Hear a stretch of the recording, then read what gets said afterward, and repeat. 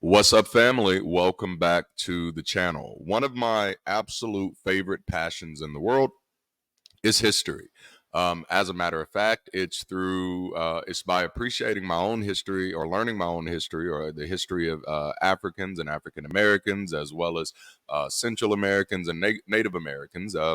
It's learning those histories which have allowed me to appreciate the histories of others, and it's also learning the histories of others that have allowed me to even appreciate my own history and the history of my ancestors. So it's always been a fascinating subject to me, and I love the way it just kind of gives you insight, not necessarily on who you are, but of all the possibilities that exist within you. That's one of the things that I love about lineage as well as history. All right, so today I want to have this conversation because it is indeed because of my infatuation with history that I am oftentimes offended when people, and it's primarily people who look like me, cling on to this idea that Black people have never been atheists, or that Black atheists have never contributed anything to history or to social change. So today, I want to share a little information that'll shed some light on that. So before we jump into this, you already know the routine. Like the video, subscribe to the channel, hit that alert notification bell to make sure you get notified every time we have new videos, and consider finding a way to be a part of this community in whatever way makes sense for you, whether that's connecting, participating, giving, whatever makes sense. And last but not least, check out the merch. It's pretty dang dope. Okay, so two of the most pivotal movements that still kind of exist in American memory when it comes to Black people in this country, or African Americans, are movements that I often characterize by calling Black suffering and Black power. Right? These were two movements that absolutely categorized the African American community in the 50s, 60s, and into the 70s. Um, there is Black Power. Again, that one is pretty easily recognizable. And then Black Suffering, that one is more popularly known as the Civil Rights Movement. You know, um, and that's a funny one. I have a lot of thoughts on the verbiage there, but I'll come back to that point in a later video. Both of these movements have had their ideas and activities absolutely Christ-washed by a church community that constantly takes credit for shit that it actually didn't do. The Black church has never been the leading force in the Black community. It has always been the Black youth who then had to beg, bribe, and battle to get the Black church involved, right? So I want to start here with with the idea of Black Power and give you a little insight on this. And Black Power, we get that phraseology from a brother whose name was Kwame Ture.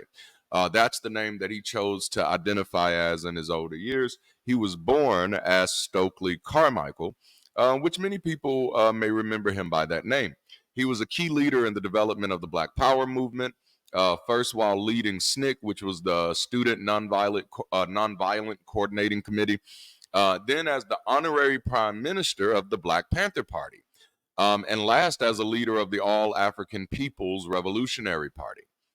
Carmichael was one of the original SNCC freedom riders of 1961 under Diane Nash's leadership. For those of you who are familiar with the history, he became a major voting rights activist in Mississippi and Alabama after being mentored by Ella Baker and Bob Moses.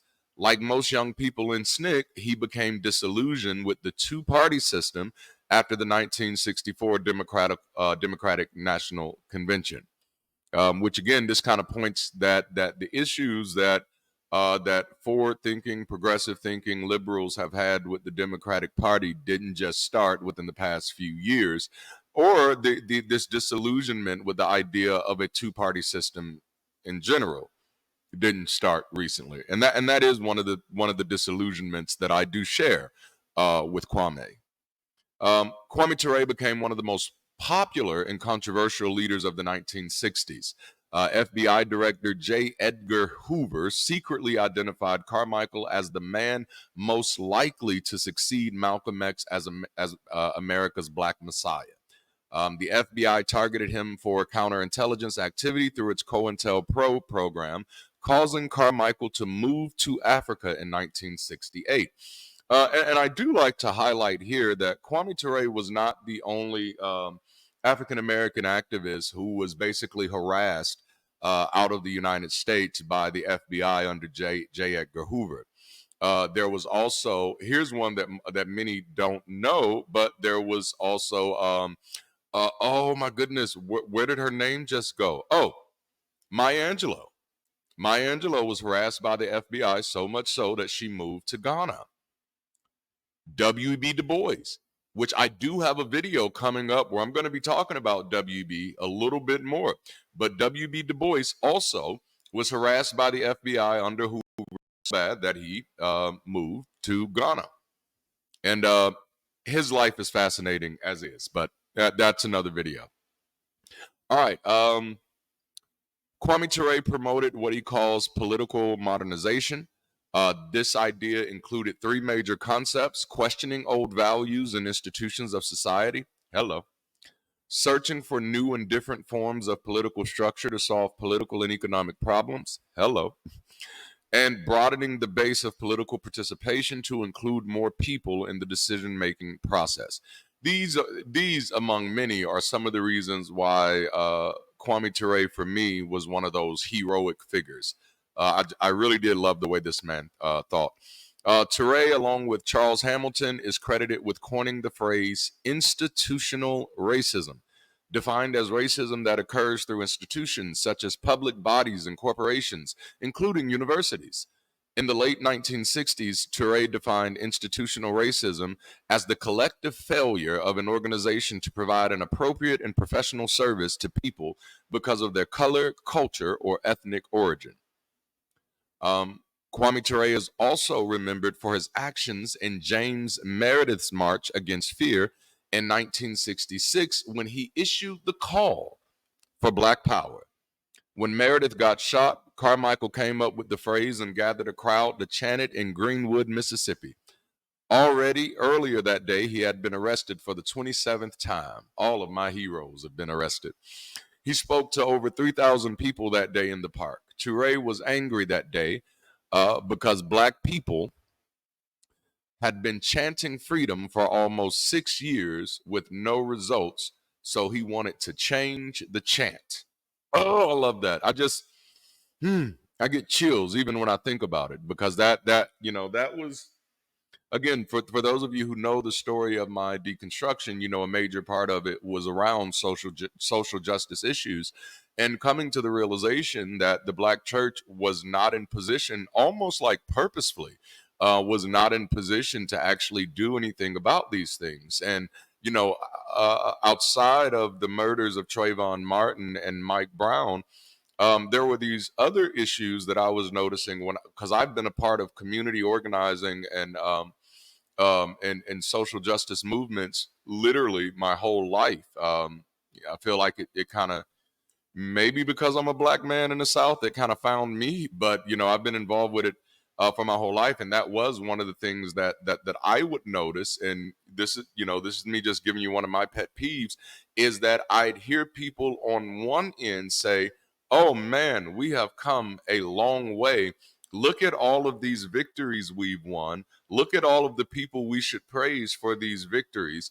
And then on the other end, I'd hear people still demanding or asking or begging for the same things that we were asking, demanding, or begging for in the 60s. And I'm just trying to, for me, I'm just trying to like, okay, so how exactly are we defining or measuring progress? Because the story can't keep changing. It can't be, oh, we did it, but oh no, we ain't got it yet, So, and I'm not saying that it didn't go flip-floppy, fugazi, because I know how politics tend to work in this country when it revolves around the rights of people who are not a part of the dominant populace.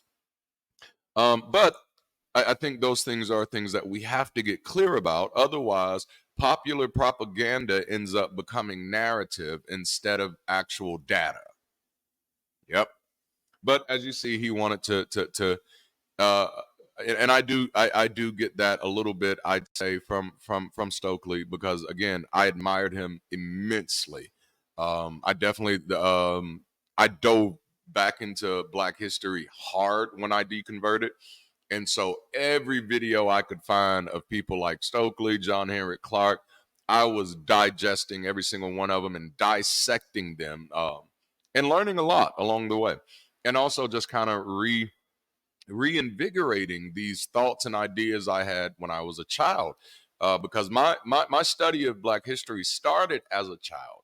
But then once I got saved and got fully involved in ministry, that became less and less important, which I find absolutely disgusting. But you know, it is what it is. It is a very popular narrative, in the community, especially in the black community, of those of us who are more integrated with society on the Christian side, and some of you will know what I'm talking about. There is a strong difference between people like Juanita Bynum and Priscilla Shire. One of these people says, I am a Christian before I am Black. The other one does not, you know. So one of these people is more integrated into the dominant society on the church side. That would be Priscilla. She's the one who says, I am a Christian before I am Black. So her identity, you know, it gets kind of hid under there. I hide my identity in Christ. But very interesting. So anyway, big point is, both Black power and institutional racism are terms that exist in our sociological zeitgeist because of this man. And I actually watched 2 Democratic presidents besmirch his name. And because so many people are uninformed on history, they didn't even know or didn't care. But guess what? This man was a non-believer. He did not speak about it very much in his early years, because he understood that the majority of the people he was trying to help, which Stokely was doing the majority of his work in the South, he understood that he was in the Bible Belt. But once he departed from SNCC, he did let it be known that he was an atheist.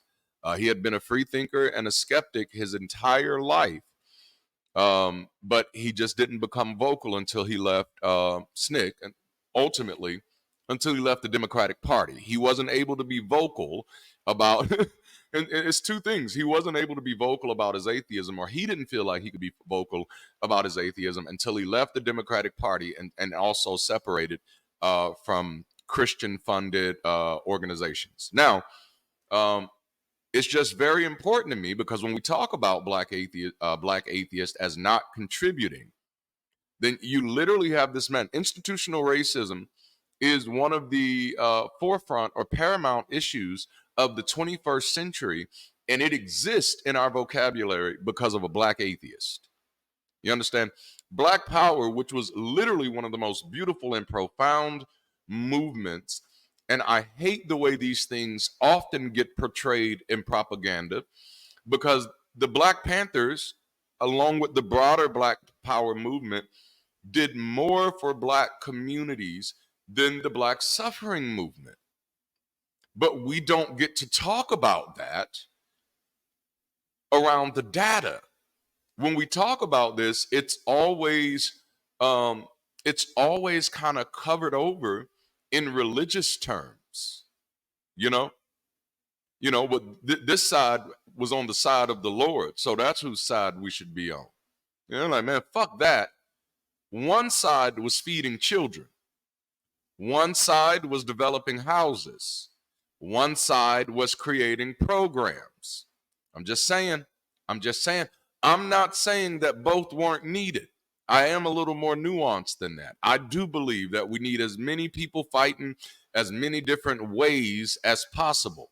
But let's not pretend that for the past 30 to 40 years, it hasn't been presented as the Black suffering movement was the only one worth its salt.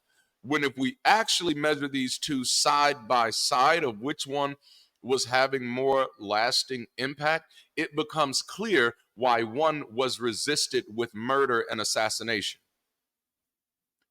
which is also, just for those of you who have not heard Dr. King's last few speeches, he was moving from black suffering to black power.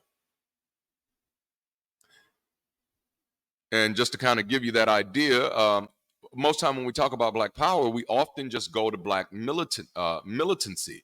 And while yes, militantism, I don't know if that's how you say that, militism, whatever the word is, okay, while that stuff is a part of any, for the most part, revolutionary movement, that is not an accurate, or that is not an inclusive way of defining black power. So therefore, no, it's not accurate. And that's why you miss when people are talking about black power, because what Dr. King moved to on the end of his spiel was economic power, which was black people getting back in control of their own economics, which, okay, I'm going to rabbit trail here.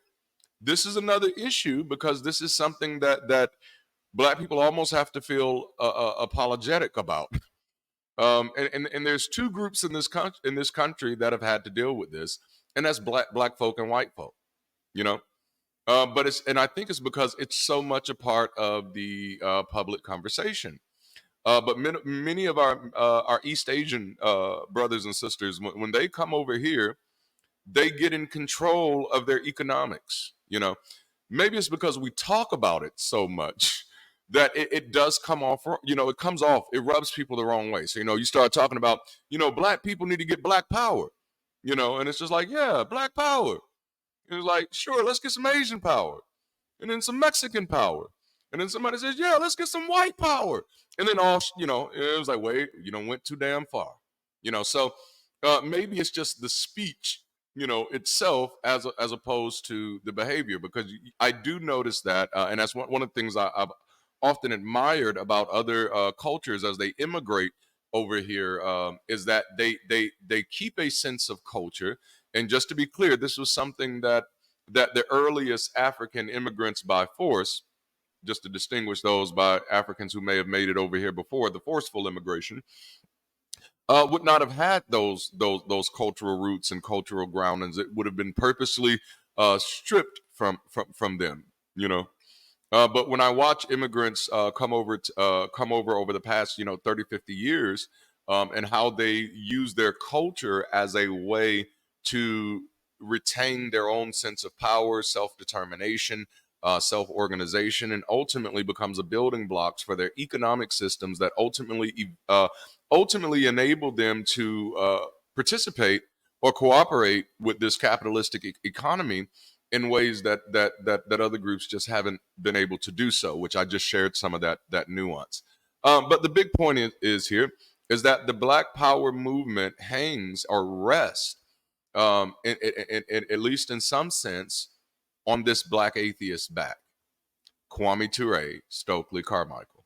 All right, so that's the Black Power movement. I think it could have been easy to say that, the Black Power movement had atheists, because, hey, Huey P. Newton, who was actually the leader of the Black Panther Party, yes, was also an atheist. Hello. Yep. One of the driving goals of the Black Panther Party would have been the elevation of what they called the Son of Man Temple, which would have been a non-religious community congregation. They were doing Sunday assembly before Sunday assembly was, But these are things that get Christ washed in history. I like that, right? I like it. Christ wash. Let's add that to the lexicon. All right. So again, Black suffering could have been easy. Black power could have been easy to point out the atheists. Obviously, there were a lot of socialists involved in that movement, and socialists do tend to be, for whatever reason, free thinkers. All right. So let's move right along to the Black suffering movement, also known as the civil rights. I want to talk to you about A. Philip Randolph. In 1941, he, Bayard Rustin, and A.J. Muste proposed a march on Washington to protest racial discrimination in war industries and into segregation access to defense employment, the proposal of an anti-lynching law, and of the desegregation of the American armed forces. And let me read that year for you again. No, this was not 1963. This was 1941. In 1941, A. Philip Randolph and Bayard Rustin and A.J. Muste proposed the March on Washington. All right. Randolph's belief in the power of peaceful direct action was inspired partly by Mahatma Gandhi's success using such tactics against British occupation in India. Randolph threatened to have 50,000 blacks march on the city. It was canceled after Roosevelt issued Executive Order 8802, or the Fair Employment Act. In 1950, along with Roy Wilkins, Executive Secretary of the NAACP, and Arnold Aronson, a leader of the National Jewish Community Relations Advisory Council, Randolph founded the Leadership Conference on Civil Rights. All right. A. Philip Randolph proposed the first March on Washington. All right. Founded the Leadership Conference on Civil Rights. It has been a major civil rights coalition. It coordinated a national legislative campaign on behalf of every major civil rights law since 1957. Randolph and Rustin also formed an important alliance with Martin Luther King Jr. in 1957 when schools in the South resisted school integration following Brown versus Board of Education. Randolph and King organized the Prayer Pilgrimage for Freedom. In 1958 and 1959, Randolph organized youth marches for integrated schools in Washington, D.C. At the same time, he arranged for Rustin to teach King to organize peaceful demonstrations in Alabama and form alliances with progressive whites. All right? Who are the active parties here? A. Philip Randolph, Bayard Rustin. And I do tell people, if you haven't seen the documentary on Rustin on Netflix, I do encourage you to do so. So, how does one like A. Philip Randolph get so far removed from the popular narrative? Christ washing, the retelling of history to fit a socially positive Christian narrative that absolutely just isn't true. Mr. Randolph was an atheist and a humanist, a card that he played very close to his chest until a few years before his death, when he made the public decision to sign the second edition of the Humanist Manifesto, thereby sealing his fate of disregard by much of the religious African American community. In today's telling of the civil rights movement, it begins with King, who was inspired by Gandhi. The historical disparity in religious bias should be clear.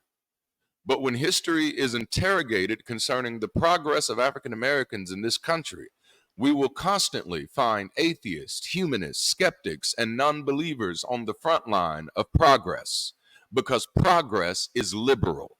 And so for everyone who believes that being atheist is antithetical to being African American, now that you know that atheists led both the movements for Black power and the movement of Black suffering, I have a question for you. Is that Black enough for you? I hope y'all enjoyed this conversation. I've been wanting to have this one for a while. I will be doing another video. Likely it'll be this week or next week, talking about W.B. Du Bois. And I know many of you wondering, why are you having so many Black conversations in August? February, Black History Month is in February. Sure. United States Black History Month absolutely is in February, but there is another month of importance for Black history. And that month is August, often known as Black August, for a plethora of reasons, typically dealing with Black people struggling towards their own liberation, self-determination.